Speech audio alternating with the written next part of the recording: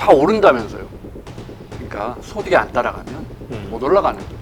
거기는 가격 오르는 것 자체가 굉장히 놀라운 일이었어요. 테슬라도 브랜드 경험 확장을 위해서 이번에 테슬라 다이너를 잘 설치했구나, 수요를 잘 찾아서 테슬라가 이제 주도하에 이 공간을 구현했다라는 거는 굉장히 의미가 있고요.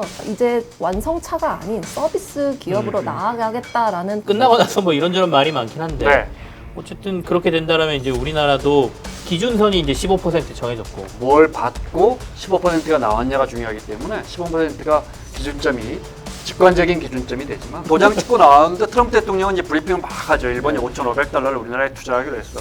어디까지 갈 수 있는지 네, 어디까지 단계를 갈 수 시험하는 것 있는지 같죠. 정말 당군 이래 우리가 만들어 놓은 최고의 기업들이 다 미국으로 떠난단 말이에요. 심지어 바로 캠퍼스 앞에 SK 하이닉스 건물이 들어오고 있더라고요. 그래서 여긴 한국인가 미국인가 6천만 원짜리 다이아몬드 그라프 목걸이 얘기가 계속 나오고 뭐 가품이다 아니다 수요와 공급하고는 전혀 상관이 없고 그냥 사람들은 그게 가지고 싶다라는 욕망이 있기 때문에 그 가치가 유지되는 과시제와 지위제와는 조금 다른데요. 내가 이걸 갖고 있으면 이 지위가 된다. 그라프 다이아몬드 같은 경우에는 작년에도 한 36% 상승했더라고요.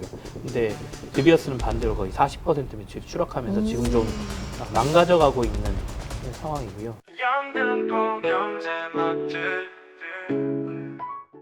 네, 안녕하세요. 영등포 경제 맛집 트렌드 이 박사입니다.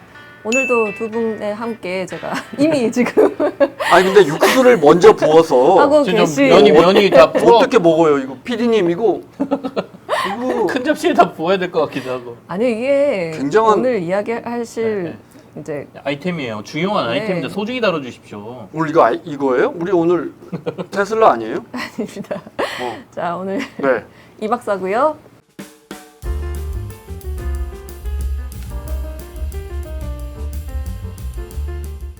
김원장 기자입니다.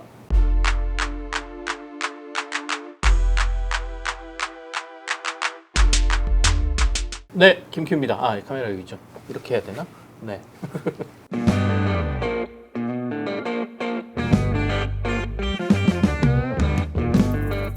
네, 오늘 이렇게 또 준비해 주셨는데 오늘의 점심. 저 와우. 배고파서 조금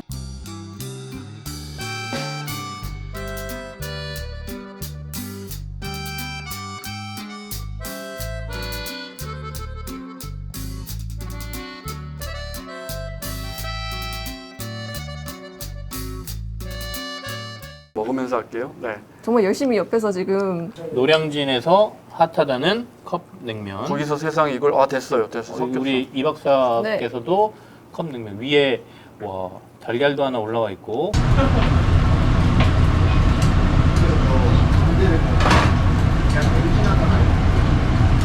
냉면이요, 냉면. 4,900. 맛있어요? 맛있어요. 맛있어요? 오. 맛있어. 나 배고파서 그런가? 맛있어. 딱 그리고- 퍼지기 직전에. 저는 컵 6회인데 여기다도 뭐 제가 저것처럼 물회처럼 육수를 부어 먹는 거래요. 저 찍어주세요. 네. 제가 한번 부어보려고. 근데 이거 안 넘치나? 한번 해보. 네, 네. 딱 적정량이면 좋겠다. 근데 요즘에 네. 정말 아, 안 넘치겠네요. 컵으로 된 게 굉장히 화제가 많이 되고 있거든요. 예를 들어 요즘 컵빙수도 그죠, 그죠. 사람들이 네. 매우 좋아하고 이렇게 일회용으로 먹을 수 있게 딱 단촐하게 먹을 수 있는 음식들이 요즘 정말 트렌디하거든요. 위에 이렇게 근데 꽤 저도 육회는 처음 네, 보네요. 육회가 꽤 많이 올라와 있어요. 그리고 아래는 배도 있다. 배도 있고요. 네. 그 밑에는 뭐가 있는지 모르겠습니다. 면인가? 근데 사실 조금 네. 볼이 작잖아요, 컵이. 네. 그래서 뭐 약간 섞고 이러는데 곤란하긴 한데 이걸 그냥 휴대로 들고 다녀서 그럼요. 먹는다고 치면 좋죠. 큰 볼보다는 컵이 훨씬 유리한 것 같긴 합니다. 저희 먹고 가면 안 되죠? 맛있네 이거 진짜. 저도 맛을 한번 봐야겠습니다. 네, 한번 드셔보세요. 섞어서 먹어볼게요. 야채들하고. 어떠세요? 두 분 다 너무 아니. 드시고 계셔서 와! 맛있다. 이거는 아닌 것 같고. 네, 놀랬어요. 그러니까 이제 맛없구나. 우리가 육회 맛없는데 차마 육회는 보통 이렇게 물 육회는 전 처음 김표가 먹어보거든요. 마음이 되게 여려서 맛없단 말을 못하네. 그냥 해요. 맛없다. 먹을만 합니다. 먹을만 해요. 아, 그래요? 근데 10,000원? 약간 고민될 것 같아요. 근데 네. 저 아직 저걸 냉면 안 먹어봐서 먹을만 해요라는 말이 네. 사회생활할 때 네. 별론가요? 이 박사 알잖아요. 먹을만 해요. 우리가 어느 때 사용해요? 맛없습니다. 네, 맛없는 데 아니죠. 다음번에 시킬래? 그러면 아니요라는데. 근데 여기 프랜차이즈 회사한테 미안하잖아요, 그러면. 저는 튈까봐. 그래도 잘 드시고 아, 계십니다. 이 박사님 드십시오. 아닙니다. 그러네. 아닙니다. 뭘 괜찮습니다. 또 아니라고 아, 이 드시면서. 네. 괜찮으면 괜찮아요. 아니요, 제 겁니다. 저도 제 건 잘 챙깁니다. 비벼 주셔야 될 것 같은 분위기이기도 하네요. 아, 이게 지금 조금 불어가지고요. 그죠. 좀 힘든 팍팍 거지. 눌러서 비비셔야 돼요. 아, 안에 물이 있구나. 네, 밑에 지금 딱 맛있어요. 이건 비빔냉면 아니고요, 물냉면이에요. 이게 물냉이었어요. 아, 비빔으로 봐야 되나요? 음. 옆에 컵밥도 있긴 한데 컵밥도 이제 배고프면 먹으라고 주신 것 같아요. 근데 이게 확실히 그 요즘 워낙 물가가 외식 물가가 오르다 보니 그 1인 가구에 있는 청년분들이요 정말 이 식비 부담이 상당하거든요. 네. 그래서 이런 컵밥 특히 노량진에서는 이런 수요가 당연히 높을 수밖에 없다고 생각이 드네요. 회사 식당도 한 끼에 지금 8,000원 그러니까요. 정도 하거든요. 저도 방금 아침에 커피 한 잔 마셨는데 7,500원이더라고요. 그래서 아니, 와, 어디 그렇게 비싼 데서 마셨습니까? 라떼 한 잔이 1,500원 막 2,000원 이런 데도 있는데. 그래서요 요즘에 저가 커피가 훨씬 더 일 수밖에 없는 이유도 다 비비셨어요? 네 감사합니다. 한번 네 한번 맛 한번 먹어보겠습니다. 보고 시식평을 해주십시오. 혹시 나보다는 영상이 예쁘겠군요. 좀 맛있는데요? 맛있죠? 깔끔해. 아 그래요? 냉면 먹을 걸. 맛있어요. 스스로 정확하게 스스로 표현하자면 이렇게. 일반적으로 식당에서 먹는 맛과 똑같아요. 그 뭐 10,000원짜리, 15,000원짜리. 그러니까요. 우리 고기 먹고 먹는 냉면 네네. 정도. 그러니까 막 엄청 유명한 냉면집 이런 데 말고 아니, 일반적인 냉면하고는 큰 아니, 이게 뭐 차이가 엄청 없다 유명한 이러면. 냉면집은 주로 뭐 평양냉면이나 이런 건데 네. 이거 아주 훌륭한데요?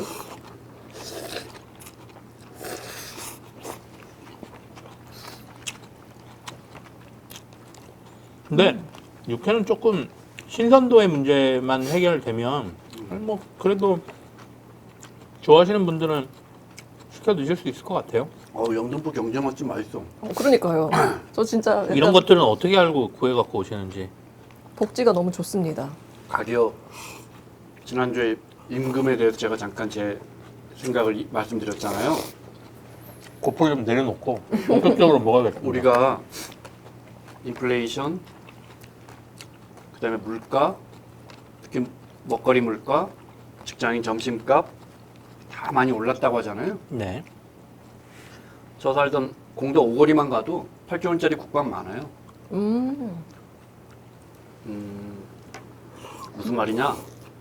구매력이 오르지 않으면 절대 유지 안 되는 거예요. 우리가 눈에 보이는 것들은 많이 올랐죠. 가격이. 그랜저 가격이라든지 벤츠 S클래스 가격이라든지 유명한 명품 핸드백 가격도 마찬가지고 아파트 가격도 과자 가격도 많이 올랐어요. 기본적으로 시장 경제에서는 그걸 살 수 있기 때문에 그 가격이 유지되는 거예요. 살 수 없는 서민들의 소득이 안 오르는데 어떻게 도심 골목에 그래도 국밥 가격을 가격이 높여서 받을 수 있느냐. 못 올라가요. 일본이 반대로- 사실 그 사례였던 거죠. 참 임금이 30년 동안 안 올랐기 때문에 물가가 안 오르는. 실질 임금을 말하는 거예요. 근데 일본은 실질 임금을 따질 필요도 없어요. 물가도 안 올랐기 때문에 명목 임금이 실질 임금하고 거의 똑같아요. 그러니까 반대로 제가 했던 말은 공급자 입장에서는 이렇게도 표현이 가능해요. 동네 서울의 좀 한적한 주택가에서 미용실 사장님이 파마 가격 10,000원 올리기가 쉽지 않아요. 그렇죠. 근데 우리 언론을 보면 가격이 다 오른다면서요. 강남에 중국집 가면 1인당 세트 메뉴 뭐 이제 5만 원짜리 찾아보기 어려워요. 다 오른다면서요. 그러니까 소득이 안 따라가면 못 올라가는 거예요. 사실 몇 년 전까지만 해도 일본에서 과자 가격 뭐 몇십 년 만에 올랐다 이게 우리로 치면 9시 뉴스에 나오고 이랬던 거 아닙니까? 거기는 가격 오르는 것 자체가 굉장히 놀라운 일이었으니까 임금도 안 오르고 가격도 안 오르고 근데 최근에 이제 일본도 상황이 변한 거죠. 임금도 올려주니까 가격도 오르고 있는 거고. 그 나라는 임금 오르고 뭐가 먼저라고 할 수 없지만 임금 오르고 물가 오르고 그래서 소비가 높아지는 게 30년 동안 소원이었거든요. 근데 저 최근에 물가 관련해서 되게 재밌는 논문 하나 읽었는데요. 되게 재밌더라고요. 이게 100년 동안의 카테고리를 논문을 읽으면 재밌습니까? 일단 그게 근본적인 의문입니다. 모두 동감을 안 하실 것 같아요. 아, 네. 근데 이건 정말 흥미로웠었어요. 네. 제가 웬만하면 저도 설마 그것도 영어로 된 논문 뭐 이런 겁니까? 그건 맞는데 저는 직업이잖아요. 돈을 많이 줘야 읽을 것 같아요. 그러니까요. 아, 근데 그냥 그 내용이 참 재밌었던 게 이제 100년 동안 이제 카테고리별로 물가를 추적한 논문이었거든요. 근데 제일 재밌었던 건 TV, 가전, 그 모든 전자기기들은 계속 가격이 떨어져요. 그러니까 우리가 예를 들어 예를 들어 포드의 자동차를 예전에는 샀을 때 만약에 네. 집 한 채 가격이 필요했다면 사실 우리가 지금 가전 제품을 접근하기는 사실 쉽잖아요. 그러니까 예전에 비해. 근데 가전 제품은 떨어지고 근데 유일하게 계속 끊임없이 물가 상승과 상관없이 카테고리가 계속 올랐던 게 대학 등록금과 의료비였습니다. 그래서 그걸 보면서 아, 이게 인간의 가장 어떤 삶의 그 계층을 올릴 수 있는 제품군에 있어서는 이게 끊임없이 물가와 상관없이 가격대가 올라왔구나라는 게 그 논문의 결론이었어요. 그래서 참 재밌게 읽었는데, 그걸 보면서 우리가 일상적으로 우리가 소비하는 제품들은 아까도 말씀 주셨던 것처럼 소비력이 따라가는 것과 마찬가지로 가격이 형성되지만 가장 근원적인 우리의 삶을 업그레이드 시킬 수 있는 물가에 있어서는 이게 아직은 어떤 격차를 만들어내는 요소가 아닌가라는 생각도 해보게 된 어떤 필수 주말에 불가결한. 네, 필수 그런 불가결한 부분 그래서 이제 가치에서는 공공이 개입을 하죠. 네, 그렇죠.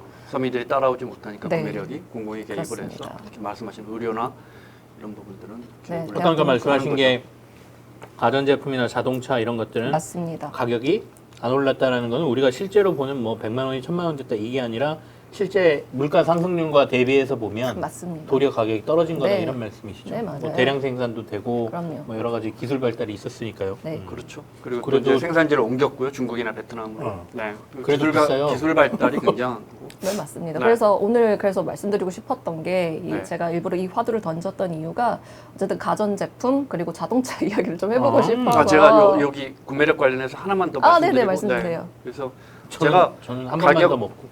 저도 먹어야지. 제가 가격에 대해서 많이 느꼈던 게 제가 한 달에 한 번씩 어머니가 이제 시골에서 올라오시면 병원에 모시고 가려고 강남 고속버스 터미널을 갔는데 그때 리모델링해서 이제 대형 유통체인이 유지를 하기 때문에 되게 시설도 멋져졌잖아요. 그렇죠. 네네.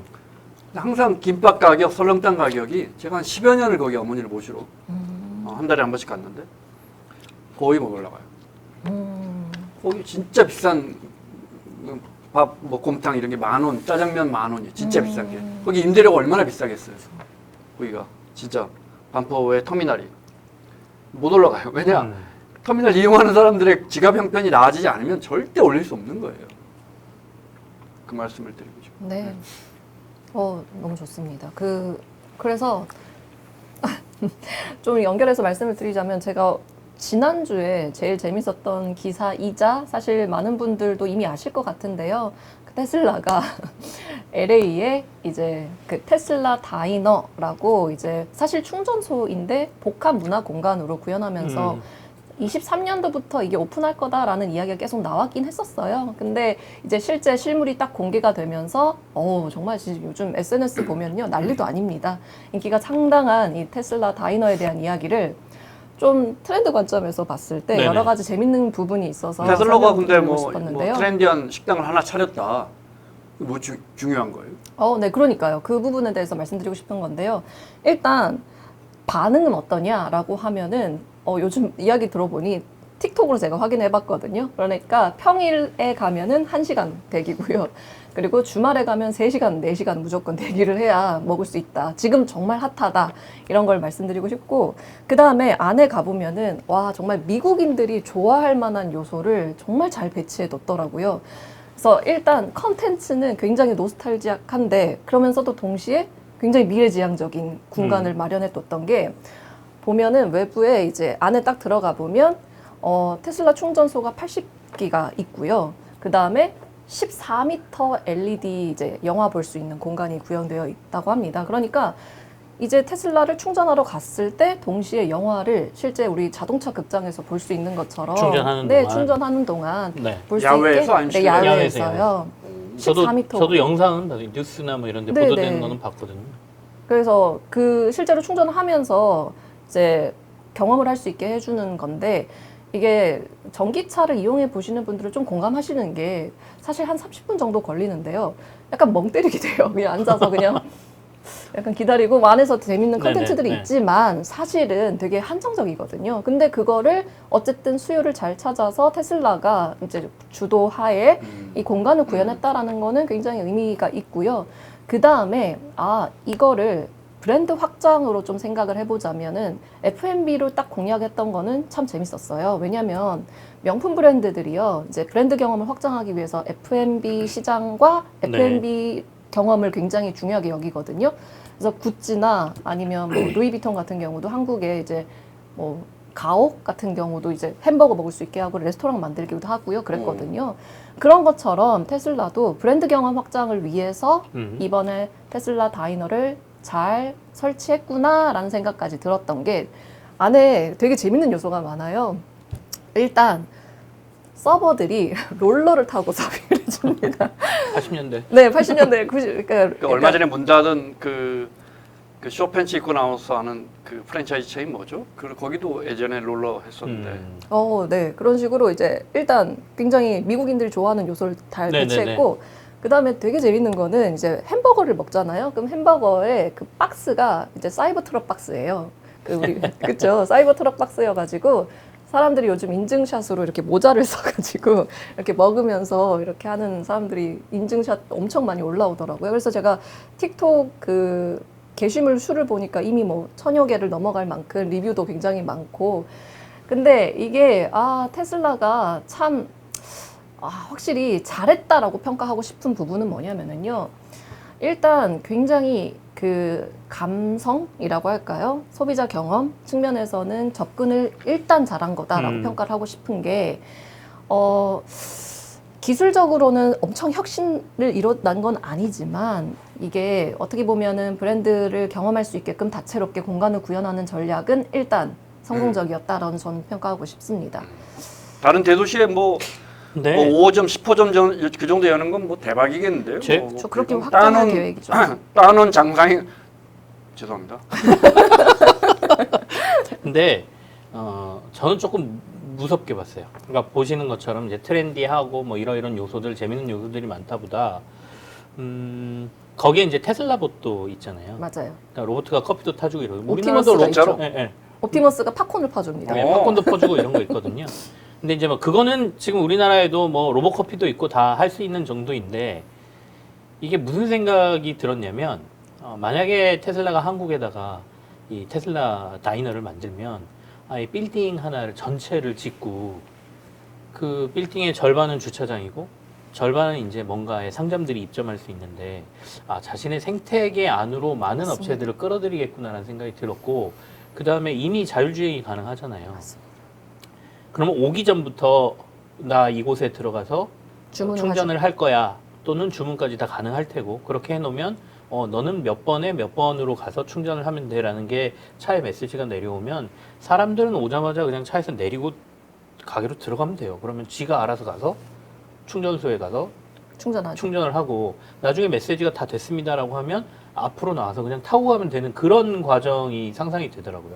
그러면 그 안에서 그 지금도 사람들은 기술력으로 그 정도 충분히 될 것 하죠. 같은데. 이미 근데 네. 아직은 이제 그 안에서 그렇게까지는 구현을 안 하는 것 같은데, 그러고 나면 그 안에 한 30분이라든지 1시간이라는 시간 동안 이 사람들이 그 안에서 무엇을 할 것이냐. 돈을 쓰게 만드는 거죠. 맞습니다. 그러면 그 전에 테슬라 안에서 뭐 식사도 주문할 수 있고, 아니면 이것도 할 수 있고, 저건 나 취침을 할까 그러면 뭐 수면방이 될 수도 있고, 그런 걸 갖춰 놓으면 이 테슬라를 운행하는 사람들은 전부 거기에 가서 뭔가를 할 테고, 그러면 우리의 이 생태계 안에서 뽑아 먹을 수 있는 게 어마어마하구나를 이제 알고 있는 거고, 그걸 실행하는 첫 번째 단초가 그 공간인 것 같아서, 그걸 보면서 살짝 이거 좀 무섭네 라는 생각을 했습니다. 맞습니다. 굉장히 공감하고요. 이미 생태계 구현을 시작하겠다라고 말했던 게, 저는 이 브랜드들이 공간을 딱 구현하는 순간 그 공간에는 그 브랜드가 지향하고 있는 그 전략이 약간 다 보여지는 거거든요. 근데 아무래도 이제 옵티머스가 이렇게 하는 것 자체가 네네. 우리는 이제 우리 요즘 모빌리티에서는 항상 이야기하는 게 이제 마스죠. 그러니까 모빌리티 애즈 서비스. 그러니까 이제 완성차가 아닌 서비스 기업으로 나아가겠다라는 어떤 인식을 굉장히 획기적으로 보여주는 사례여서 네네. 테슬라의 어떤 미래 전략을 굉장히 딱 지금 이 시점에 보여주는 굉장히 큰 좋은 사례라고 생각했고, 동시에 이걸 보면서 약간 좀 아쉬웠던 점은 뭐냐면은요. 그러면서 이제 BYD가 자연스럽게 전 생각이 네네네. 되더라고요. 근데 중국 네, 중국의 회사. BYD 같은 경우는 보면은 이번에 정말 충격적이었던 게 이번에 한 L 시리즈를 출시하면서 이제 충전 시간이 네네. 5분이에요. 음. 그러니까 지금 사실 테슬라가 한 20분에서 30분이 걸리거든요. 그리고 초속 충전에도 20분, 30분 걸립니까? 네, 고속으로 급속으로 해도 한 20분에서 걸리는데, 그리고 현대자동차가 지금 18분 정도 되거든요. 그게 최단이었는데 어쨌든 이번에 BYD가 5분으로 줄이면서 이게 말이 되냐라고 말도 안 된다라고 했는데 실제로 그걸 해내는 걸 보면서 이게 우리가 생각해봐야 되는 것이 전기차라는 게 소비자 경험이 물론 이런 뭐라 해야 될까요? 충전소로 네네. 경험할 수 있는 브랜드 경험도 있지만 사실은 기술적인 부분에서 핵심은 얼마나 내가 단축적으로 그거를 시간을 줄여서 실제로 나의 시간을 아껴서 다른 경험을 할 수 있느냐도 굉장히 중요한 요소잖아요. 근데 BYD는 그쪽 방향으로 기술력을 계속 올려나가는데 이제 테슬라는 반대로 아직 시간은 좀 더 걸리니 그 안에서 너는 재밌게 놀아. 약간 이런 우리는 눈에 느낌이었어요. 돈을 뺏어 먹을 되게- 테니까. 되게 예리한 지적인데요. 네, 그래가지고 이거는 아, 전략 방향이 어떻게 보면 중국과 미국의 어떤 테슬라 좀 전략이 굉장히- 되게 재밌었죠. 그러니까 그쵸. 처음에 이제 전기차를 내놓고 자율주행이라는 걸 할 때 자율주행이 아닌데 자율주행이라고 했잖아요, 걔네들은. 그러니까 이렇게 손 놓고 지금 진짜 자율주행이 아니었지만 자율주행 서비스라고 하면서 단계적으로 돈을 받아가면서 어떻게 보면 유저들한테 뭐 1단계 자율주행 시작했으니까 요거 하려면 뭐 다운 패키지로 받아서 뭐 $1,000씩 받고 뭐. 그 돈 받아가지고 2단계 만들고 3단계 맞습니다. 만들고 이랬지 않습니까? 지금까지 모든 완성차 업체들은 완벽한 제품을 내놔야 된다라는 이미지를 갖고 있습니다. 왜냐하면 자동차는 안전해야 되거든요. 이 이걸 뛰어넘지 못하면 안 된다라는 그 강박관념이 있었는데 그것부터 깨부셨는데 지금도 보면 맞아요. 뭐 우리가 지금 기술로 뭐 충전 시간을 뭐 엄청나게 단축하는 거 그건 앞으로 되긴 될 건데 그래 중국들은 알아서 해. 우리는 그게 중요한 게 아니고 우리는 자동차 만드는 회사 아니거든. 맞아요. 우리는 아까 말씀하신 이 자동차 공간을 활용해서 서비스하는 회사고 자율주행 회사고 그러니까 우리는 이걸로 돈 벌어먹을 일부터 하겠어라고 시작한 게 다이너인 것 같다. 그 다음에 이거요 다이너요 24시간 운영해요. 맞아요. 24시간 하는데 왜 나를 쳐다봐요? 네. 그 노동법에 굉장히 민감하시죠.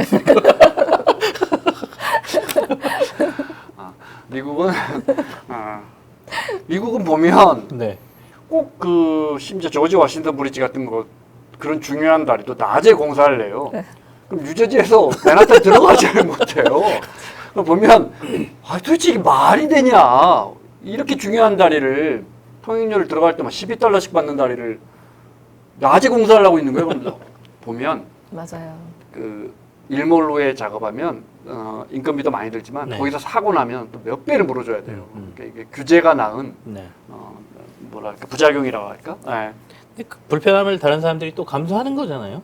미국 사람들은 익숙하니까 한국 사람들은 원래 그러는 거고. 거기는 이제 맞아요. 관이 위에 있는 나라잖아요. 네. 그러니까 국민들은 따르죠. 우리는 구청장 바꿔봐. 이게 뭐 지금 이게 몇 시간째 이게 뭐 하는 우리는 구청장 이 바꿔. 바쁜 출퇴근 시간에 말이야. 뭐 다음 총선 때 봐. 뭐 이런 거라. 네. 근데 정말 신기하게 다들 정말 말 잘 지키는 것 같아요. 미국 사람들. 정말 신기하게 우리는 참 저희는 우리 정말 불편을 우리는 못 하면은 참죠. 못 참는데. 그게 또 발전의 원동력이고 아까 제가 FSD 이야기 잠깐 제가 알기로 벌써 몇 년 된 것 같은데 풀 FSD 셀프 드라이브. 네. 네. 그러니까 그 패키지가 $15,000였던가 네. 팔 때 네, 옵션으로 네. 그때 BYD가 제일 저렴한 차량이 $15,000. 여기는 차를 살 수 있어. 맞아요. 물론 작은 거지만 네. 그랬던 기억이 나고 다이너 좀 잘 모르겠어요. 거대 어마어마한 브랜드 파워를 갖고 있는 회사가 식당 하나 차린 걸로 보이지만 아닙니다. 그것이 이제 기업의 이미지와 관련이 있을 거고 그걸로 뭐 돈 벌려고 차리지는 않았을 건데 물론 모르겠죠. 그 체인이 이제 얼마나 퍼져나가고 네네. 그것이 이제 진짜 거대한 모빌리티 사업과 어떻게 연계될지 우리가 짐작하기 어렵지만 그걸로 돈 벌려고 한 건 아닐 거다. 맞습니다. 대표적인 게 우리는 근데 이렇게 작은 기업의 이미지를 만들 때 그걸로 돈 벌려고 그래요. 그렇죠. 우리 LG 유광잠바 이런 거. 왜 아니 그걸 진짜 원가에 팔면 야구 팬들이 다 LG라는 브랜드를 입고 다닐 텐데 네네네. 그걸 10만 원, 20만 원씩 받아요. 그 사람들이 막 살려고 하니까 가격을 높여놓은 거예요. 근데 웬만한 저지들도 되게 비싸요. 너무 비싸요. 이런 것들이 우리가 공간의 흐름, 기업의 이미지 하면 제일 먼저 떠오르는 회사가 이케아잖아요. 아이케아인데 이케아야말로 들어가서 중간에 집에 가고 싶더라도 넌 끝까지 봐야 돼 이렇게 동선을 짜죠. 근데 거기에 가장 그 핵심적인 그 브랜드 파워와 함께 그 정말 매력적인 스팟이 식당이에요. 그렇죠. 굉장히 맛있고 아주 저렴하게 판대요. 그래서 그 뭐 미국이나 유럽에 보면 그냥 동네 아주머니들이나 뭐 친구들 젊은 친구들 먹으러 가요. 음식이 맛있고 맞습니다. 그 옆에다가 또 아이들이 놀 수 있는 공간을 만들어요. 네. 그러면서 나갈 때는 끝까지 보고 나가게 만들어 그 동선을 맞습니다. 끝까지 보고 나가야 돼. 그래서 그러면 이제 보고 와서 이제 한 마디씩 하죠. 어제 싱크대 이케아에서 우연히 봤는데 이렇게 만드는. 그래서 브랜드 이미지를 할 때 우리 기업들 너무 어쩔 때 보면 너무 작은데 집착해서 저런 거 그냥 모르죠. 기업 하시는 분들은 또 어떤 사정이 있을지. 네. 네. 다이너 가보고 싶긴 하다, 그죠? 저도요. 네. 사실 전 세계 되게- 지금 딱 하나밖에 없으니까 맞습니다. 엄청 사람들이 희소성이. 이렇게 진짜 테슬라 좋아하는 사람들은 이제 거기가 마치 꼭 가봐야 되는 관광지처럼 해서 관광객들까지 막 몰린다고 그러네. 그리고 이거 오프 더 레코드인데 되게 재밌는 거는요. 오프 더 레코드를 여기서 레코드까지는 얘기해요? 아니고요. 오프 더 레코드 여기서요? 죄송합니다. 오프 더 레코드는 방송에서 하는 네, 거죠? 오프 더 레코드를 그래야 제맛이지. 그러면 제가 기자단에서 쫓겨나죠? 언어를 네. 선택을 잘못한 것 같습니다. 네. 되게 재밌었던 게 어쨌든 미국 문화를 좀 생각해 보면 재밌는 게요. 사실 미국은요 그 휴게소가 굉장히 그 뭐라 해야 될까요? 고속도로에 휴게소가 굉장히 열악해요. 우리나라만 있는 우리나라, 문화예요. 우리나라만 네. 굉장히 잘 돼 있잖아요. 네.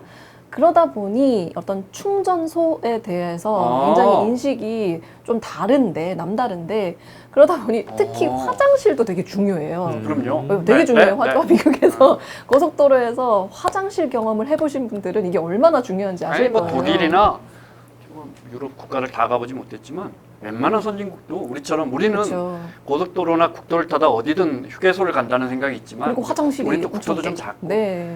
선진국은 뭐 그런데 그런, 이제 그런 스스로- 차원으로 보면 미국 사람들한테는 굉장히 색다른 엄청 장소. 색다른 장소로 우리- 인식이 될 수밖에 없는 면도 있습니다. 대한민국의 고속도로 휴게소를 거기다 갖다 놓은 거네요. 우리 휴게소 수출해요. 동남아 국가들의 도로공사가 떼서 아니, 포장해가지고 포장해가지고요. 새벽 배송으로. 실제로 가서 컨설팅 해주고 운영까지 아. 해주는 나라가 어디가 있었는데 네. 네, 맞습니다. 우리 고속도로 휴게소 수출합니다. 그러니까 네. 우리나라는 굉장히 친숙한 개념이지만 네. 사실 미국에는 굉장히 다른 입장에서 보는 네. 그런 시도다라는 거를 좀 알려드리고 싶었던 사례라고 생각합니다. 저도 굉장히 뭐 재밌게 봤던 뉴스. 이 얘기 맞아요. 한번 해볼까라는 고민을 살짝 하고 있었던 건데 우리 이 제가 박사께서 선점하셨습니다. 네. 쭉쭉 했습니다. 네. 그러면 그러면서 동시에 제가 어쨌든 생각을 해봐야 되는 게 중국과 미국 어떤 관세 부분인데 그럼 우리나라는 뭐 어떻게 할 거냐? 왜냐면은 현차 같은 경우도 사실 공간 마케팅을 굉장히 잘해요. 우리나라 보면은 그 현대에서 하는 그 뭐라 해야 될까요? 되게 유명한 지금 제가 갑자기 생각이 안 나지만 공간이 있는데요. 그런 식으로 공간 마케팅을 굉장히 잘 하고 있는데 그런데 어쨌든 지금 관세로 인해서 되게 힘들어하는 게 어쨌든 자동차 업계잖아요. 이번에 보니까 2분기 실적이 매출은 올랐음에도 영업이익은 떨어졌다라는 이야기가 들리는 게 어쨌든 관세 때문인 건데 그래서 오늘 관세 이야기를 좀 해주신다고 네. 제가 이렇게 빌드업을 하고 김치가 있습니다. 해주세요. 지금 일본은 타결을 받잖아요. 일본 그쵸. 타결을 받아서 15% 오늘 아침에 EU도 끝났어요. 네, 관세예요. 네. EU도 15% 그냥 관세인데 15%로 하기로 했나 봐. 근데 일본은 아니 시간 뭐 끌었어. 끝나고 나서 뭐 이런저런 말이 많긴 한데 네. 어쨌든 그렇게 된다라면 이제 우리나라도 기준선이 이제 15% 정해졌고 15%보다 좀 낮게 관세율 받으면 그렇게는 야 안될 잘했다라고 것 박수 쳐주고 그렇게는 안 될 거. 그거보다 위로 나오면 야 이건 이제 우리 불리한 거 아니야 이런 해석이 그냥 뭐 단순하게 생각하면 그런데 근데 이제 그렇게 해석하면 안 되죠. 사실 뭘 내주고 그렇죠. 뭘 받고 15%가 나왔냐가 중요하기 때문에 15%가 기준점이 직관적인 기준점이 되지만 근데 우리가 보통은 그걸 이제 평가할 만약에 언론이나 네. 이런 데서 다들 그걸 기준으로 그러니까, 얘기할 것 같다 이런 그러니까. 말씀을 드린 거고 네. 결국에는 뭐 베트남 이전 사례 그다음에 일본하고 최근 사례 뭐 이런 거 보면 결국에는 악마는 디테일에 있다. 네, 그래서 그럼요. 이 네. 관세율 말고 실제로 뭘 주고 받았느냐 그리고 미국에서 얘기하는 건 다르고 일본에서 얘기하는 건 다르고 아니 이런 도장 찍고 나왔는데 트럼프 대통령은 이제 브리핑을 막 하죠. 일본이 네. 5,500달러를 우리나라에 투자하기로 했어. 마음대로 할 거야, 막 그러던데요? 이렇게 하고 이렇게 해가지고 이제 그럼 일본 정부의 예를 들어 알래스카 개발 관련해서 자원 관련 장관에게 자원 관련상에게 딱 일본 언론들이 인터뷰를 딱 하면 아, 우리가 거기 투자한대요? 거. 그죠? 제가요? 지금 상황이 제가요? 왜요? 그렇죠? 그러니까 보잉을 100대를 사주기로 했어요. 그럼 일본 정부가 사서 나눠주나요? 그러면 민간이 살 거 아니에요. 그렇죠. 민간이. 네. 그럼 민간 항공사들은 뉴스를 보고 있다가 난가? 이거 어쩌다. 나는 그러면 한 40대 사야 되나? 전일본 항공 같은 경우는 나는 한 시장 점유율에 따라서 한 40대 사야 하나? 언제까지 사야 하는지 참 웃으면서 이야기하지만 참 당하는 나라 입장에서는 난감한 정말 글로벌 외교와 협상 역사에서 이런 적이 없었기 때문에 네. 그 5,500억 달러도 이렇게 4천억 달러인데 이게 풀샷에서 잡혔어요. 그 방송 카메라에 4천억 달러인데 이렇게 볼펜으로 쭉 긁고 5천 했다가 발표할 때는 또 5,500으로 했다는 거 아니에요? 그럼 우리 돈 750조 원 가량이라 우리 1년 재정보다 많은 돈을 그럼 그걸 어떻게 빌려준다는 건지 일본 재정에서 빌려주진 않겠죠. 그럼 일본 국제시장값이 지금 사상 유례 없이 국채이자율이 3%를 넘고 있던데 어떤 여기에 정부가 재정 보강이라도 아니 뭐 이렇게 보증이라도 서주지 않을까? 국제은행 통해서 빌려주면 네. 뭐 이런 것 때문에 결국은 그렇게 되면 부채 비율이 잡히기 때문에 그러면 이제 그렇지 일본 국채 가격이 폭락하고 있고 이제 국채 금리가 올라가고 있는데 이걸 예를 들어 우리처럼 우리도 이제 5,500달러니까 저같이 단순한 사람은 우리가 일본의 GDP의 뭐 2.5분의 1 정도 되니까 그럼 우린 2천억 달러에 좀 해주세요. 트럼프 대통령한테 2천억 달러에 좀 해주세요. 300조야. 2천억 달러도 우리 언론이 이게 나오니까 아마 대통령이랑 기업하는 분들이나 기재부 사람들이 야 그럼 우리는 2천억을 어떻게 모으지? 하다가 이게 이제 기업이 투자하는 돈도 예를 네. 들어 현대차가 조지아에 하는 210억 달러가 뭐 30조 원 이것도 그때 괜히 발표해서 지금 하면 되는데 이것도 꾸러미에 넣을 수 있을까? 그러면 하이닉스가 삼성전자가 한다는 것도 있고 현대제철이 한다는 것도 네. 현대제철 제법 많이 하는데 이거 다 더해봐. 다 더해. 5천억 달러 정도 될 것 같아. 그러면 우리가 2천합니다. 2천. 1천억 달러 포함해서 이렇게 하면 트럼프 대통령이 오늘부터 하는 걸로 하죠. 이렇게 하면 우리 또 이게 이미 그런 얘기가 지금 나오고 있던데요. 이미 블룸버그는 4천억 달러 딜하고 있다는 얘기도 네. 나오고 네. 4천억 4천억 달러 이야기는 네. 모 유력 일간지 C로 시작하는 모 유력 일간지가 미국 정부에서 이렇게 요청했다더라. 이렇게 정부가 협상 중인 사안이니 보도에 신중을 기해달라. 네. 이게 무슨 말이냐면 네 요청했어요라고 인정하는 거예요. 그렇죠. 부인하지 않으면 인정하는 거거든요. 기자들은. 네. 4천억 달러를 너희 한 4천억좀 내봐. 이것도 정말 말이 안 되는 거죠. 아니 일본도 4천억 달러 요구했다는 거 아니야 투자를. 우리 우리를 좀 이렇게 높이 봐주는 건가? 근데 유독 우리를 높이 봐주는 느낌이 있어요. 아니, 미군도 28,000인데 그러니까. 자꾸 45,000이라고 그러잖아요. 우리 좀 기분이 좀 조금 좋아지네. 좋아지는 겁니까? 근데 돈을 많이 내야 돼요. 네, 네. 이걸 참 자동차 관세 이야기하셨는데 이유가 결정 나는데 제 생각엔 좀 물론 자동차 애널리스트 분들 이야기를 들어봐야겠지만 이제 오늘 나왔기 때문에 이유가 15%를 일괄하고 품목별도 자동차를 15%로 해버렸기 때문에 그 전에 2.5였거든요. 일본도 2.5, 우리는 FTA니까 0이고. 그러니까 기본적으로 EU와 일본과 우리가 한국에서 만들어 파는 그 관세율이 2.5% 차이는 나야 우리도 얻어맞더라도. 그럼 지금 일본이 2.5 더해서 일본이 25를 반으로 깎아서 12.5인데 기존에 2.5가 있으니까 15% 관세를 물어요. 일본에서 미국으로 들어가는 혼다 자동차는. 네. 유럽 자동차도 2.5에다가 15%로 이제 모든 상호관세 그렇죠. 동일 적용하기로 했기 때문에 15%니까 이제 15%. 네. 일본 15%예요. 네. 우리는 지금 0으로 가다가 너희도 15% 하면 일본은 12.5가 올라가는 건데 우리는 15%가 올라가는 거예요. 이해하셨어요? 네. 그죠? 네. 그러니까 이 부분도 잘 설명해야 돼. 그래서 우리 25니까 그것만 딱 절반으로 깎죠. 그러면 12.5가 되면 우리는 그나마 2.5% 포인트의 더 낮은 관세를 그나마 유지할 수 있는 그런 뭐 선방이라고 해야 할지 모르지만 그다음에 우리 김큐아도 잘 네네. 알지만 우리가 이렇게 우리나라 안에서 미국으로 가는 만들어서 파는 차의 비중이 일본보다 훨씬 높다면서요. 그러니까 이런 경우도 근데 이제 이런 것도 따져봐야 돼요. 그 일본 어디서 만드냐? 뭐 멕시코나 캐나다에서 만든다. 지금 캐나다 35고 멕시코 30이거든.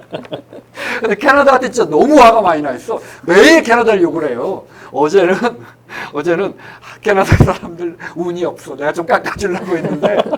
근데 그 행간을 보면 이 녀석들 왜 전화를 안 하지? 진짜 35를 하나. 자, 여기 이제 핵심적인 내용이 들어있습니다. GM이나 포드나 그동안 꾸준히 USMCA를 하면서 그 북미 자유무역 협정을 하면서 캐나다와 멕시코로 공장을 세웠잖아요. 그래서 그 사람들이 지금 잘못하면 네. 근데 여기는 미국에 보통 차가 한번 만들어지면 미국 본토에서 미국으로 들어오는 수입차가 캐나다와 멕시코는 16번인가 왔다 갔다 한대요. 이거 만들어서 다 이리 수출했고. 근데 무관세였으니까 또 여기서 이거 조립해서 그렇구나. 반도체 붙이고 뭐 해서 또 금형해갖고 일로 가고 이리로 가고 이렇게 해가지고 16번이 왔다 갔다 하는데 그랬구나. 네. 그 이제 그걸 관세를 이제 한 번으로 칠 건데 완제품에 그런 식으로 칠 건데 이제 내가 GM의 사장이라고 치면 그렇게 해서 캐나다에 공장이 있는데 나는 나 GM인데 GM은 미국이라는 말이 있거든요. 그 전에 그렇죠. 글로벌 금융위기 때 살려줬잖아요. 그럼요. GM은 미국이고 미국이 곧 GM이다라는 말입니다.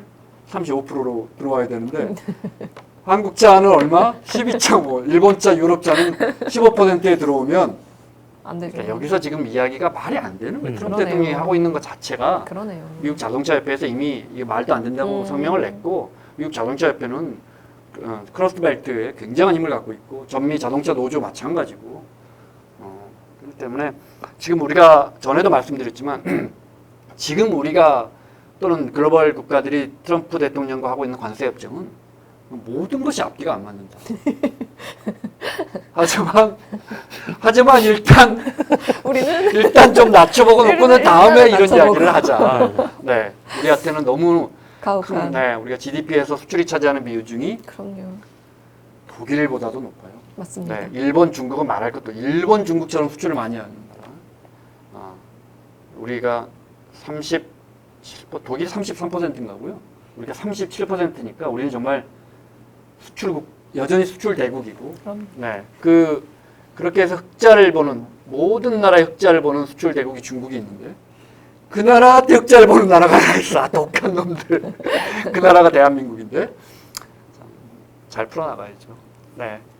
근데 이제 어쨌든간 뭐 아까 말씀하신 대로 앞뒤가 안 맞고 뭐 전략일 수도 있고 뭐 나중에 어떻게 될지는 모르겠지만 결과적으로는 일부 관세는 낼 수밖에 없는 구조. 그러니까 기본 관세 지금 10% 돼버린 상황이니까 관세 부담 조금 있을 것 같고 남들보다 덜 내냐 더 내냐의 문제일 뿐. 그리고 또 하나는 우리 기업들이 미국 투자는 늘 것 같다. 지금 이미 현대차가 미국 내에다가 어마어마한 공장을 지어놨고, 아까 우리가 한국에서 만들어서 수출하는 물량이 훨씬 많다 그러는데 아마 앞으로 5년 내에 역전될 가능성도 굉장히 많고, 그래서 네. 그런 것들은 좀 걱정거리죠. 우리는 지금 우리 경제가 안 좋아서 우리 쪽에다 투자를 하면서 뭔가를 더 그럼요. 일으켜야 되는 상황에서 계속 외부의 공격, 압박 때문에 어쩔 수 없이 그 부분의 포션을 좀 늘려간다는 거는 우리 경제 기업이 부담 해외로 떠나면 우리는 정말 안 되죠. 우리가 옛날 일본이 갑자기 보복관세 매겼을 때 네네. 유니클로 같은 거 이제 했잖아요. 근데 제가 유니클로를 분석해 보니까 유니클로 한국 법인이 그러니까 일본 롯데와 한국 롯데가 50대 50으로 해서 일단 고용을 많이 하잖아요. 직원을 월급을 주잖아요. 그럼요. 그다음에 벌었으면 한국 법인이니까 법인세 내잖아요. 네네. 그럼 일본 애들은 뭘 가져가지 하니까 수익의 한 30%를 배당으로 가져가는 거예요. 그거는 유니클로라는 한국 유니클로라는 회사가 만들어내는 부가가치의 정말 일부분이더라고요. 그러니까 한국 유니클로를 우리가 불매 운동을 해서 이렇게 말하면 굉장히 예민한 문제지만, 근데 사실은 인도네시아에 가 있는 현대차가 정말 우리에게 도움을 주느냐? 그 나라 수만 명의 인도네시아 사람을 고용하고, 그런데 괜찮습니다. 그 나라의 이익이 한국으로 들어오려면 일단 이익금은 한국에 들어오는 부분이 있고, 뭐 그 나라에 달러로 계속 놔둘 수도 있고 안 들어올 수도 있고, 유일하게 우리 국민들에게 좋은 건 배당을 해줘야 되는 거예요. 현대차 같은 경우에는 뭐 배당 성향이 어마어마하게 낮은 기업이기 때문에, 다시 말해서 그 나라 기업이 해외에서 자꾸 나가는데, 우리도 일본도 그러니까 나가서 수출을 하니까 나가서 수출해서 얻는 이익이 국내로 환류되지 않습니다. 다시 흘러 들어오지 않습니다. 그러면 한국에 있는 부평이나 뭐 창원에 있는 한국 지형이 우리가 사랑해야 할 기업인가? 인도네시아에 있는 현대차가 우리가 사랑해야 할 기업인가? 이 문제가 남습니다. 두 번째, 그런데 일본은 환류를 엄청 많이 합니다. 예를 들어 어떻게 관리를 많이 해요? 도요타다 대출 받을 거 아니에요. 일본 은행에서 받죠. 돈을 벌어서 이자를 내죠. 그럼 일본 은행에 낼 거 아니에요. 이런 식. 배당을 하잖아요. 그럼 도요타의 아무래도 주인은 50% 정도는 일본 사람이거나 일본 기업이거나 일본의 연금이거나 어쨌든 일본의 배당이네요. 기관이거나. 그러면서 번 돈의 상당 부분을 배당을 많이 하기 때문에 배당으로 해서 또 기업이 해외에서 벌었지만 이것이 환류돼서 들어옵니다. 우리는 이 부분이 일본의 4분의 1 수준이에요. 특히 배당 않기 때문에. 나가면 남의 아들이 그렇잖아요. 아들이 시험 공부 잘하고 뭐 훌륭하면 그 나라의 아들, 딸은 아니에요? 의사 되면 딸은 그래도 좀 괜찮아. 내가 지금 보면 우리 아들 보면 그럼 도요타는 딸인 건가요? 도요타는 좀 딸. 그렇구나. 그럼 현대는 아들이고. 아들처럼 BC가 안 나오는 게 없어요. 어이구야. BC 해보면 정말 아들은 BC가 너무 낮아요. 이게 진짜 나라에서 이런 거 교육부에서 한번 이런 BC 통계를 한번 내줬으면 좋겠는데, 혹시 여가부에서 좀 내주면 안 되나? 아드님이시죠? 아들, 이 둘째가 아들이죠. 아니요. 본인도 본인도. 아들이시죠? 정체성에 혼란이 오십니까? 전 딸입니다. 주말에 한번 데려갈게요. 네, 진짜 바빠가지고. 네. 그래서 우리가 2022년에 아시다시피 미국에 가장 많이 투자한 나라예요. 그때 2만 개의 일자리를 만들었대요. 그 2만 개의 일자리가 다 반도체나 뭐 배터리나 얼마나 좋은 양질의 일자리예요. 그것도 진짜 경기가 안 좋은 미국 남부에, 중부에. 그럼요. 그래서 오죽하면 그 나라 사람들이 우리 조지아주에 기아차 갈 때 예수님 기아를 우리에게 뭐 bring the 기아 to our 뭐 해서 thank you God, thank you Jesus 뭐 이렇게 편말 꽂잖아요. 그게 무슨? 근데 2022년에 공교롭게 상위 30개 상장사에서 줄어든 대졸 일자리가 2만 개예요. 기업들이 나가버리면 기업들이 벌어들인 게 한국으로 들어와서 일자리를 만들고, 일자리라는 건 우리 국민의 소득이고, 그것이 지출이 되고, 그 지출을 소비를 노리기 위해서 기업이 투자를 하는 이 선순환 구조가 한 40년 갔는데 이게 깨지고 있단 말이에요. 1차적으로는 아까 제가 말씀드린 것처럼 배당을 높이고 돈을 빌리더라도 한국에서. 근데 저도 굉장히 공감하는 게, 사실 제가 작년에 미국에 있었는데 퍼듀 대학에 있었거든요. 네. 근데 퍼듀 대학, 자기 인디애나 커진 같은 건가요? 예. 와 이런 어떻게 대응해야 되지? 퍼드요? 퍼준다. 지식을 막 퍼준. 오. 퍼줘. 네네. 네. 가시죠 빨리. 명문대. 아니 명문대. 저는 그러고 싶지 사실- 않았는데 계속 요구를 하셔가지고. 우리는 이해하시죠? 인디아나 하면은 해리슨 포드밖에 몰라요. 우리 세대는 인디안 밥. 네네. 가시죠. 네. 그래서 더 이상은 안 되겠습니다. 저기 저는. 네. 와 정말 말귀를 잃어버렸습니다. 아무튼 재밌었던 게 사실 이제 러스트벨트 쪽에 있는 대학 중에 하나거든요. 그런데 대학 뭐 녹슬어 있구나. 어렵다. 어디까지 갈 수 있는지 네, 단계를 시험하는 것 제 같죠. 얼굴이 네. 지금 다 반영해주고 있는 것 같은데요. 근데 어쨌든 재밌었던 게 작년에 이제 뭐라 해야 될까요? 취업 설명회를 하잖아요. 근데 진짜 다 한국 기업이고요. 오. 그리고 심지어 바로 캠퍼스 앞에 SK 하이닉스 건물이 들어오고 있더라고요. 그래서 여긴 한국인가 미국인가라는 생각을 하면서 지냈던 경험이 있는데 실제로 사실 공대가 굉장히 유명한 학교여서 인재를 어떻게 하면은 그 내부 지역에서 네. 잘 고용할 수 있을지에 대해서 철저하게 하고 있는 사례를 저는 몸소 체험하고 와가지고요.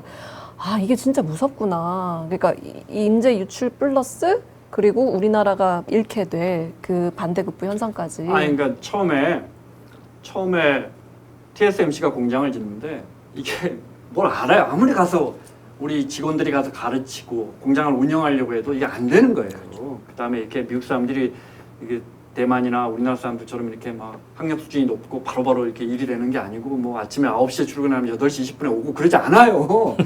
우리처럼 와서 뭐 부장님 커피 갖다 주고 그런 일 없어요. 미국에서는. 절대 없죠. 그러니까 안 되니까 공장이 안 돌아갈 것 같으니까 TSMC에서 그때 5천 명인가 자기들 직원들 보내겠다 했는데 노조하고 그 주정부가 그 일자리조차도 안 받아줘요. 정말 가혹하다고요. 그러니까 참.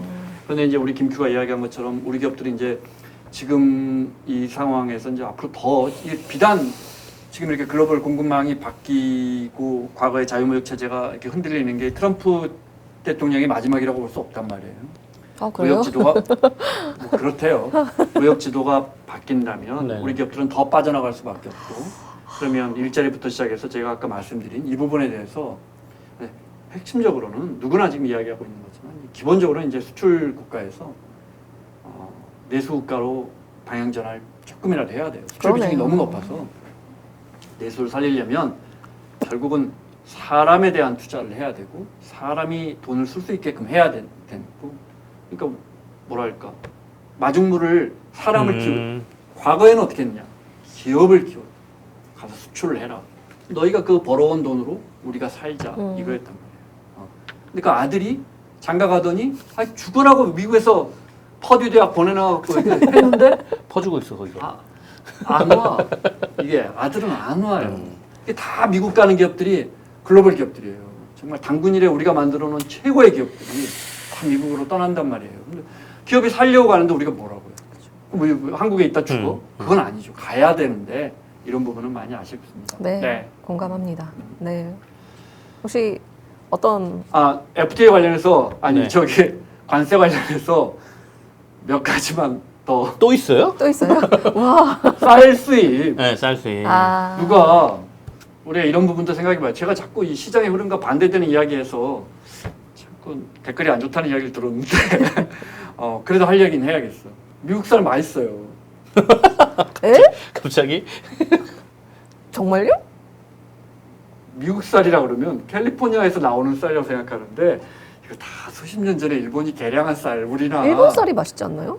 다 내나 거기서 우리는 거기서 또 개량하고 하는데 뭐 조생종도 있고 네네. 심지어 캘리포니아에서 우리나라로 수입되는 쌀 중에 우리가 이제 저율관세 40만 톤인가 있잖아요. 그 중에 14만 톤을 요 보따리를 미국한테 떼주거든요. 그건 5%만 받아요. 근데 이제 나머지는 이제 뭐 호주, 중국, 베트남 이렇게 이제 보따리 다 정해져 있어요. 일본은 이 보따리가 안 정해져 있어요. 그러니까 이번에 미국만 그래? 그러면 요 보따리는 그대로 놔두고 미국 거 확 높여줄게 이렇게 됐는데 우리는 이게 난감하죠. 우리는 이거 만약에 야 일본도 했으니까 너희도 쌀 좀 더해. 근데 저율관세 그 안에서 그 저율관세 40만 톤을 벗어나면 1톤만 들어와도 513% 관세 때려버리거든요. 그러니까 말이 안 돼. 그건 안 되고 저율관세 중에 미국 좀 더 할게 이렇게 트럼프 대통령이 말하면 우리는 네 하면 이제 우리는 저 중국이나 베트남, 호주에 전화해서 너희 걸 줄여야 되는데 계약을 깨야 돼. 이러면 이제 글로벌 질서가 무너지는 아주 어려운 상황인데 그렇게 미국에서 들어오는 14만 톤이 이렇게 생각하시더라고요. 우리 쌀이 역시 맛있어. 우리 쌀이 옛날에 일본 거 개량해서 일본보다 더 맛있어. 한국 사람은 한국 쌀 먹어야 돼. 네. 그거 다 개발 다 일본하고 한국 뭐 경기미도 들어있어요. 캘리포니아에서 하는 것 중에 미네소타인가 어디서 아리조나 막 이런 데 남부 쪽에서 하는 것 중에 경기미도 들어있고 품종이 칼로스 뭐 이런 건데 뭐 캘리포니아 뭐 이런 건데 그거 다 개량돼서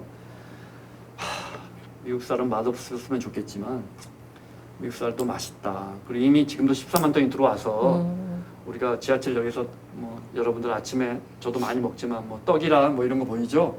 과연 우리 쌀로 했을까요? 네, 그렇게 맛있는 떡 얼마나 지하철에서 파는 떡 얼마나 쫄깃하고 맛있어요. 안타까움이 있고 다른 이야기는 이건 진짜 다른 이야기인데 우리가 이번에 사과도 언급이 됐나 본데 사과 시장을 지킨다, 쌀 시장을 지킨다, 30개월령 국민 건강을 위해서 소고기 시장을 지킨다. 지금 대만과 일본이 이미 풀었고 호주도 엊그저께 30개월 이상 소고기 풀었어요. 안 풀 수가 없는 상황인데 좀 예민하지만 이야기를 하고 싶어요. 풀면 그 소비자 혜택은 소비자한테 가요. 싸지잖아요. 미국 사과는 좀 우리보다 맛없지 않을까? 미국 사과는 지금 관세를 잡고 있지 않고 검역으로 잡고 있는데 품종이 좀 달라서 검역으로 해서 몇 년째 지금 8단계 중에 2단계인가 와 있어요. 야, 니네 이 병충해는 이건 위험해서 못 풀어주겠어. 이래 미국산 사과 안 들어오고 있는데 중요한 건 우리나 전 세계에서 미국에 수출하는 거에 관세를 트럼프 대통령이 비싸게 매기면 결국 미국 소비자들만 힘들어. 인플레 그대로 반영될 거야 이야기하지만 사실은 우리가 잡고 있는 것들, 우리가 농민들을 지키기 위해서 잡고 있는 것들도 엄밀하게 말하면 키위부터 시작해서 바나나, 쌀, 소비자의 혜택을 막고 있는 그런 얘가 뭐 다 풀자는 건 절대 아니고 우리가 식량 부분은 자급자족이 굉장히 중요하기 때문에 안보 측면에서도 중요하지만 이런 부분도 생각을 해야 한다. 일부는 풀릴 가능성이 높다라는 말씀을 이제 돌려 하셨고 또 댓글이 안 좋겠고 그거의 혜택은 소비자들에게 일부 돌아갈 거다라는 말씀이시죠. 제가 이제 그게 다 미국에서는 비관세 장벽이다라고 얘기하고 다 없애라고 지난주에 했던 것 중에 우리 감독님이 저 조회수가 아주 좋다고 해서 우연히 댓글 하나 봤는데 첫 번째 댓글 안 보고 싶었는데 저 댓글 잘 안 보는데 이게 종부세 이야기, 보유세 이야기인데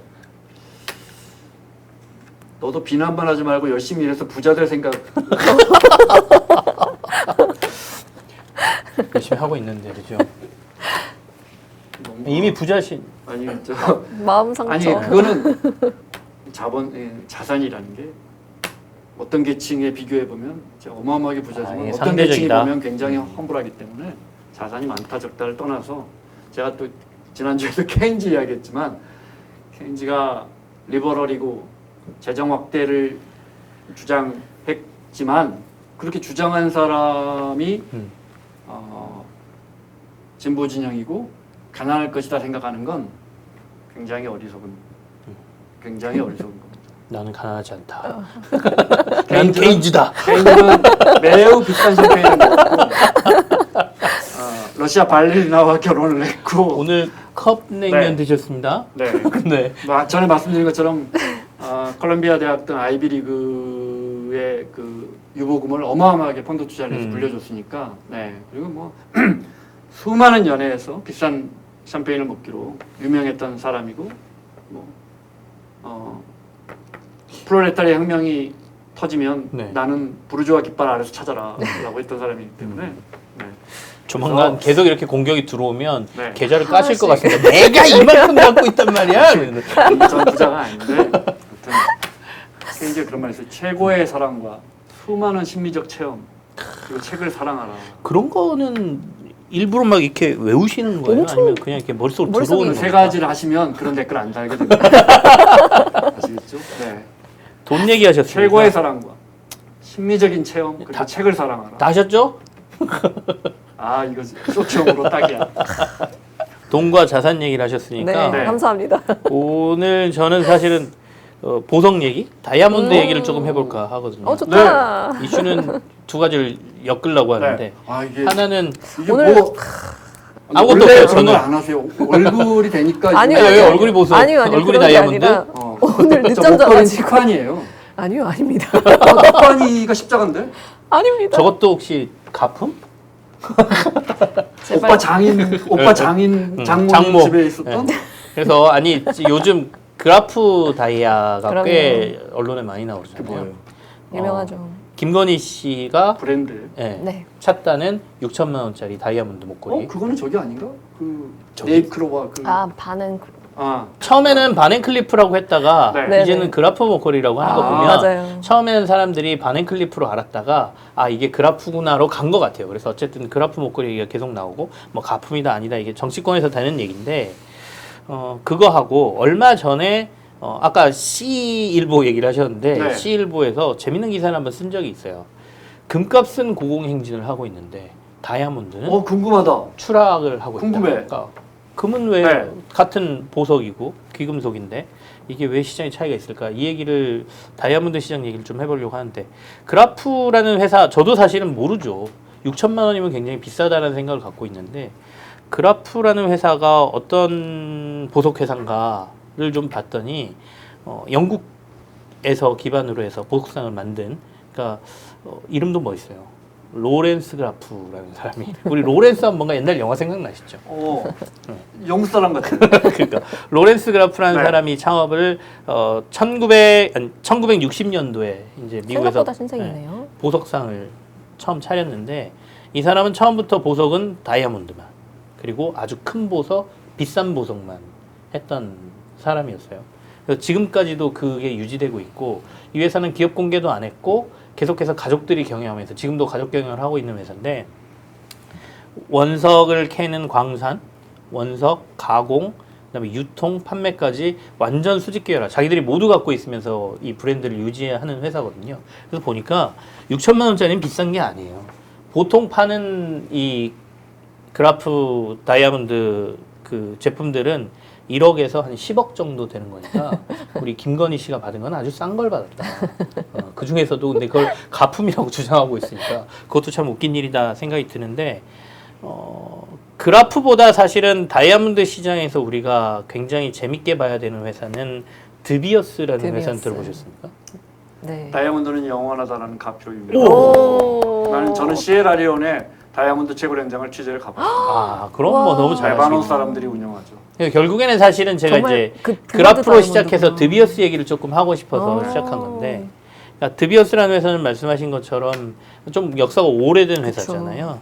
그러니까 1800년대에 남아공에서 이 회사를 차리고 결국엔 영국을 기반으로 다이아몬드 회사로 큰 회사인데 이 회사 역시 광산을 소유하고 있으면서 이 원석의 공급량을 조절하면서 전 세계 다이아몬드 시장을 지배했던 회사로 알려지죠. 근데 말씀하신 것처럼 광고계에서는 정말 이 다이아몬드는 영원하다라는 이 카피 하나로 다이아몬드 시장을 지배했던 회사지 않습니까? 그러니까 우리가 보석이라고 하면 우리가 이른바 지위적 재화라고 얘기하는 그러니까 지위적 재화라고 하면 수요와 공급에 의해서 가격이 결정되는 게 아니라 그 가지고 싶어하는 사람의 욕망에 의해서 가격이 지위적 재화. 포지셔널 굿즈라고 합니다.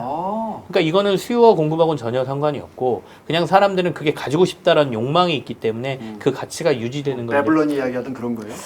과시재와 지위재와는 조금 다른데요. 내가 이걸 갖고 있으면 이 지위가 된다. 그래서 이제 보석은 이제 보통 네. 지위적 제어라고 얘기를 하는데, 그러니까 드비어스가 보여준 게 이제 이 지위적 제어의 전형적인 마케팅과 이런 것들을 보여준 거잖아요. 그러니까 사실은 드비어스가 남아공에서 광산을 처음에 인수하고 판매하기 시작한 시대는 그래도 이 보석이 꽤 그 귀족들이나 왕족들이 있었기 때문에 수요가 있었던 시장이었는데 사실은 우리가 19세기에서 20세기로 넘어오면서 왕정 국가들이 무너지고 1, 2차 세계대전이 일어나면서 전 세계 보석 시장이 완전히 변하잖아요. 그러면서 가장 수요가 많았던 왕정은 무너졌고 그리고 전쟁을 통해서 폐허가 된 유럽 국가들은 사실은 돈이 없어서 보석을 못 사는 시장이 됐고 근데 그 당시에 일어난 일이 그 전까지만 해도 사실은 공급도 부족했어요. 다이아몬드는 채굴 자체가 얼마 네. 되지 않았으니까. 맞아. 근데 남아공에서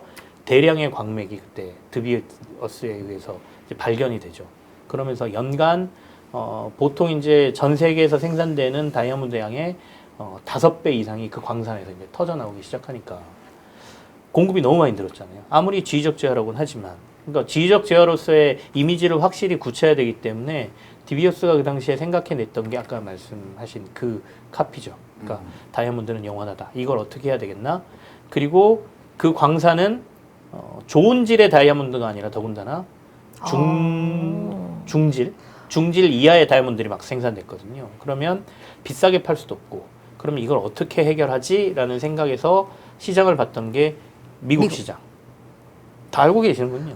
아니요. 너무 흥미롭습니다. 그냥, 네. 그러니까 미국은 그 당시에 이제 승전국이었고, 그리고 이제 미국이 급속도로 발전하는 시기였고, 중산층이 커가는 시기였기 때문에 미국 시장에서 이 중저가 다이아몬드를 많이 팔아가야겠다. 그러면 어떻게 해야 될까라고 했을 때 결혼하고 연관을 시켰던 거죠. 그래서 결혼하면서 약혼을 할 때 다이아몬드를 주는 게 그전에는 그러면 그 네. 만들어낸 일종의 관행 풍습이구나. 맞습니다. 네. 그러니까 이게 사실은 그 드비어스는 변하지 않는 그렇게는 얘기하지 않았지만 그 뒤에다가 스토리를 만들어서 넣었던 게 마리 공주한테 다이아몬드를 보내면서 청혼을 했다라는 역사적인 기록이 있어요. 근데 그걸 끌어들여서 그랬구나. 마치 유럽의 왕가들은 결혼을 할 때 선물로 다이아몬드를 했고, 다이아몬드를 선물하는 이유는 다이아몬드의 강도 보이지? 이거 아무리 긁어도 뭐 상처도 안 나고 이 반짝반짝하는 게 영원히 가는 거야 라는 카피를 만들어서 다이아몬드 is forever라는 광고를 하면서 미국의 그때 이제 PPL 본격적으로 하는 거죠. 다이아몬드 is forever도 하지만 많은 TV에 나오는 드라마나 영화나 이런 데에서 딱 무릎 꿇고 윌리엄 다이아몬드 메리. 반지. 요거 딱 하면서, 그러니까 사람들이 다들 결혼할 때는 저걸 해야 되는구나 라는 인식을 하면서 미국 시장을 완전히 장악하는, 그러니까 광고계에서는 굉장히 유명한 카피고 그 스토리는 다들 알려지는 건데 유통이나 이런 데 있어서는 굉장히 악질적인 회사이기도 했거든요. 맞아요. 네. 네. 그러니까 드비어스는 공급량도 조절했고, 그리고 자기들한테 이 다이아몬드를 사가는 회사들을 다 일일이 그러니까 일종의 자격 시험 같은 걸 봐서 지정을 했는데, 자기들이 원하는 가격에 무조건 팔아야 되고 수량도 우리가 주는 대로 다 가져가야 되고, 그렇지 않으면 이 자격을 평생 박탈, 이런 식으로 하면서 공급량도 조절하고 가격도 유지시키는, 그러면서 다이아몬드 시장을 지배했죠. 근데 재밌는 건 사실은 지금 현대 시대에서 보면 이렇게 공급량 조절하고 가격 자기네들 맘대로 하고 그러면 이거 다 담합이고 공정거래 위반이잖아요. 그럼에도 불구하고 미국에서 공정거래 위반, 경쟁 당국이 한 번도 법적인 처벌을 받은 적이 없어요. 이유는 알고 계시나요? 다이아몬드를 줬나? 그래서 미국에다 회사를 안 뒀습니다. 남아공하고 영국에다 회사를 두고 미국으로는 아예 회사를 두지 않았고요. 그리고 더 재밌는 거는 자기네들 주요 경영진들은 미국에 들어가지도 않았어요. 잡혀 들어갈까 봐. 그런 식으로 하면서 시장 지위를 유지했던 회사인데, 아까 다이아몬드 가격 추락한다 그랬잖아요. 세상이 바뀌어서 다이아몬드에 대한 수요는 어느 정도 그대로 유지되고 있죠. 아직도 우리가 결혼할 때 다이아몬드 하셨죠? 그렇죠. 네. 네. 다들 다이아몬드를 하고 있으니까. 그럼에도 불구하고 이 다이아몬드 가격이 이렇게 추락하는 거는 사실은 이른바 랩 다이아몬드, 그러니까 연구실 다이아몬드. 어렸을 때 그런 생각 조금 했었던 것 같아요. 그래요? 인류가 인류가 연금술사를 꿈꾸던 게 벌써 몇천 년 전인데 우리 과학이 달나라를 왔다 갔다 하고 이러는데 근데 왜 다이아몬드는 안 되냐? 그러니까 다이아몬드를 왜 못 만들까? 탄소 압축물인데. 그죠? 그거죠. 그러니까 탐소 압축물. 그러니까 결국에는 탐소의 배열을 세게 압력하고 뭐 누르면- 이렇게 해가지고 만들면 다이아몬드가 나온다는 거잖아요. 그래서 실제로 그 다이아몬드를 그렇게 지금 만들어내고 있고, 그 랩 다이아몬드의 품질이 거의 원석과 거의가 아니라 그냥 동일하니까. 동일하니까 사람들이 굳이 내가 이 그러니까. 다이아몬드를 쓸 필요가 없다. 근데 또 랩 다이아몬드의 강자는 중국. 네. 중국 회사들이 랩 다이아몬드 시장에 본격적으로 뛰어들면서 그 친구들은 금 좋아하잖아. 금. 다이아몬드까지 또 이렇게. 돈이 되는 건 다 하는 거죠. 그러면서 이제 다이아몬드 시장이 가격이 이런 가격들이 망가지면서 드비어스라는 회사는 아까 말한 뭐 여러 가지 거래 문제라든지 유통의 문제라든지 이런 것도 이제 추락하기 시작했고, 결국엔 고가 시장은 계속해서 이렇게 아까 그라프나 뭐 이런 데들은 유지하고 있는데, 그라프 다이아몬드 같은 경우에는 작년에도 한 36% 성장했더라고요. 근데 드비어스는 반대로 거의 40% 매출이 추락하면서 지금 좀 망가져가고 있는 상황이고요.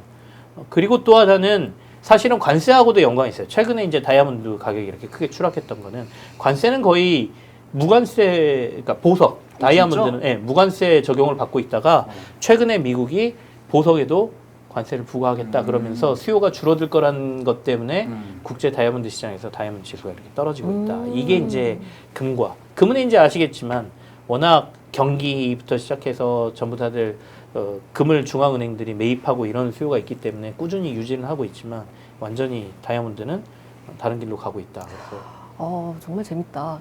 사실 생각해보니까 약간 그런 느낌이 들어요. 우리 역사적으로 보면은 어떤 인류 전체적으로 엄청나게 핫했다가 이제 확 지게 되는 게 몇몇의 사건들이 있잖아요. 튤립도 네, 마찬가지고. 튤립 버블이라고 있었죠. 약간 다이아몬드도 인류 전체적으로 봤을 때 좀 긴 역사 흐름으로 긴 역사에서 봤을 때는 약간 그런 흐름으로 볼 수 있겠다라는 20세기 생각이 후반에 드네요. 반짝했던 보석인데 지금 발로 차요. 뭐 이런 거. 그냥 그거 저 3D 다이아몬드. 프린터로 만들 수 있어? 약간 이런 집에 있는 거. 자, 다음 주 과제는 집에 있는 3D 프린트로 1캐럿 다이아몬드 반지를 만들어 오세요. 뭐 이렇게 되는 거예요. 그런 건가요? 근데 제가 저는 그 이야기 너무 궁금해요. 시에라리온 같은. 네네네. 이것도 필름 더 있어요? 또 있어요. 이건 뭐 저 정말 궁금했어요. 이제 내전이 끝나고 들어갔어요. 내전 때 못 들어 너무 잔인하고 커터 암스라 그래서 이렇게 그러니까. 내전 이제 라이베리아하고 코트디부아르 가운데 있는 나라인데 다이아몬드 피해 다이아몬드라는 영화가 나오고 네, 있어서 네. 실제 그 영화는 호주에서 찍었는데 디카프리오가 그래서 이제 들어갔는데 내전의 참상이 남아 있어. 그 나라가 없던 게 3개 있었어요. 정부, 엘리베이터, 언론사. 그러니까 뭐 어떻게 보면 문명 국가로 아직 진입하지 못하는 너무 내전이 심해서. 그런데 왜 유독 그 좋은 서아프리카에서 바다를 끼고 있단 말이에요. 천혜의 아름다운 곳인데 해변도. 근데 왜 저렇게 정말 아프리카 중에서 또 최빈국이고 맨날 전쟁만 해서 왜 팔다리를 자르냐면 너무 잘하네. 너가 반정부 투표장에 나갔지 무슨 소리야 너가 사인했던데 너 투표했던데 그럼 그 가족들 나와서 하나를 선택해라 그래요. 사지 중에. 그래서 하나씩 잘랐다고요. 그래서 이제 아주 참혹한 나라인데 제가 봤을 때 내전이 끝나서 그래도 젊은 친구들이 이렇게 길거리에서 보면 이렇게 칼빈총 같은 거 요만한 친구들이 한 12세, 13세 거긴 다 소년병이니까 총을 메고 다니면 너무 무서운 거예요. 근데 이제 수도라는 곳에서 한 차로 8, 9시간 들어가면 이제 다이아몬드 광산이 나오는데 레바논 사람들이 지고 있었는데 그 우리 하숙하던 선교사 그 분이 사모님이 김밥을 싸주셨는데 다 상했어요. 우리가 아이스박스 이런 게 없으니까. 그러니까 쫄쫄 굶고 물만 가지고 뭐 중간에 무슨 뭐 가게가 있겠어요. 그 숲속을 가면서도 이제 무섭죠. 무섭고.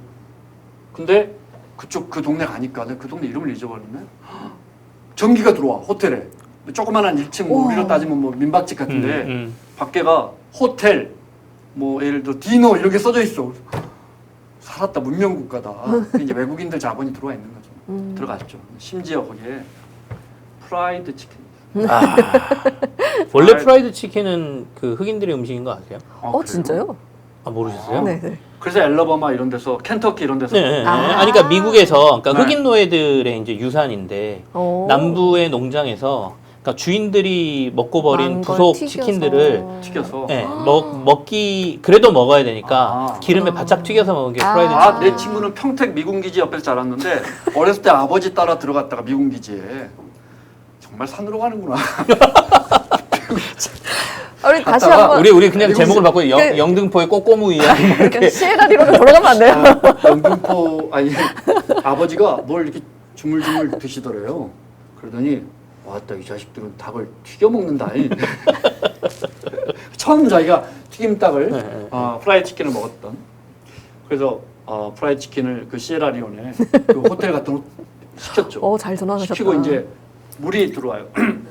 샤워기가 나와요. 물은 나옵니다. 네. 그래서 샤워를 하고 있는데 빵 소리가 나요. 총 쏘는 소리. 그래서 전 진짜 애들 어렸을 때인데 전 살아야 되거든요. 왜냐면 애들 진짜 막 기어다닐 때라 죽으면 안 되거든요. 이제 여기 항상 이제 죽으면 안 됩니다.